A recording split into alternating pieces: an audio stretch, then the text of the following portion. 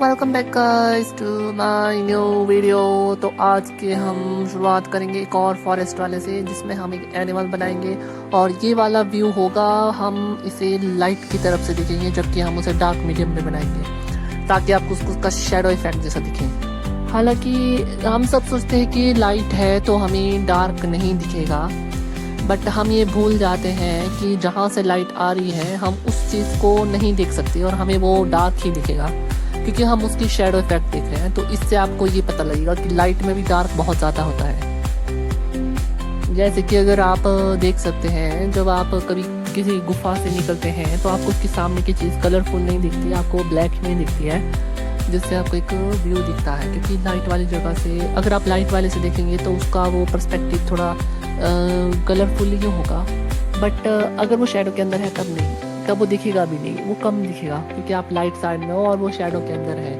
But उसे आप अच्छे से दिखेंगे, क्योंकि आप लाइट में अच्छे से दिखेंगे, क्योंकि आंखों का पर्सपेक्टिव वगैरह का कुछ अलग होता है। और हाँ, इसमें याद रखना कि अगर जो दूर है उसे आप लाइट ही रखना, क्योंकि लाइट उन पर स्कैटर हो रही है तो वो भी चमक रहे हैं, तो वो भी डार्क में नहीं आएगा। इसलिए आप पहले लाइट डालना और उसके बाद आप अलग अलग कलर्स भी यूज़ कर सकते हैं, क्योंकि आपको हर कलर अलग फ्रैगमेंट में ही दिखेगा। अगर आप नेचर के बीच में हो तो आपको ब्लू नहीं दिखेगा, आपको ग्रीन में ही दिखेगा, क्योंकि आसपास के उससे रिफ्लेक्ट ही होगी ना, क्योंकि बाकी सब तो वो एब्जॉर्ब कर रहे हैं। तो बचा क्या, ग्रीन, और ग्रीन ही रिफ्लेक्ट होकर बाहर आ रहा है, तो उसमें फॉरेस्ट के बीच में वो वैसा दिखेगा। बट अगर माउंटेन से देखोगे तो वो आपको ब्लू और पर्पल जैसा दिखेगा। और अगर आप कहीं दूर से देख रहे हो तो वो ग्रीन वाला नहीं दिखेगा, वो ब्लू ही दिखेगा।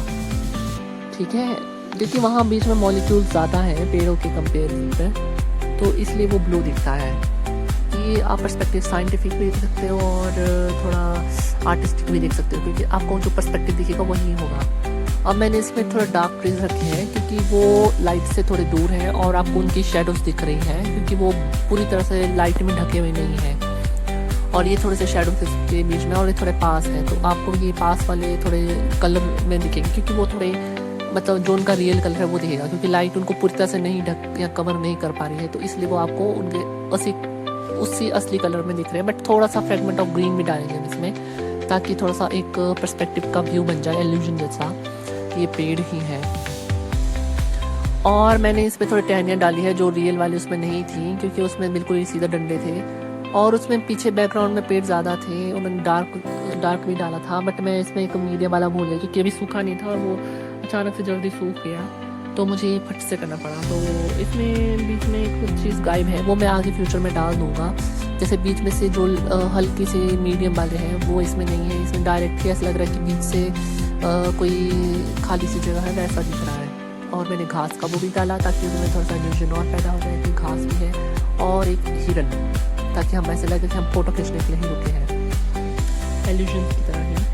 बट हिरन का मुंह साइड में और ज़्यादा बड़ा हो गया है, वो भी हम फ्यूचर में ही ठीक करेंगे। आगे अगर मुझे किसी को देना होगा या किसी को मेरे को भेजना होगा तो मैं इसे और डिटेल में कर लूँगा, ताकि इसका अच्छा सा पर्सपेक्टिव बन जाए, क्योंकि बिक्री होगी तो उसका वैसा ही है।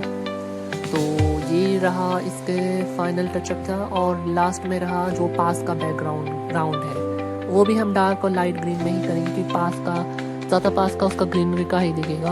और मुझे शायद इसमें घास ही डालनी चाहिए थी। और ये रहा फाइनल रिजल्ट। इसके साथ आप मुझे लाइक करिए, शेयर करिए, सब्सक्राइब करिए, फॉलो करिए और मुझे कमेंट में लिखिए। Thank you.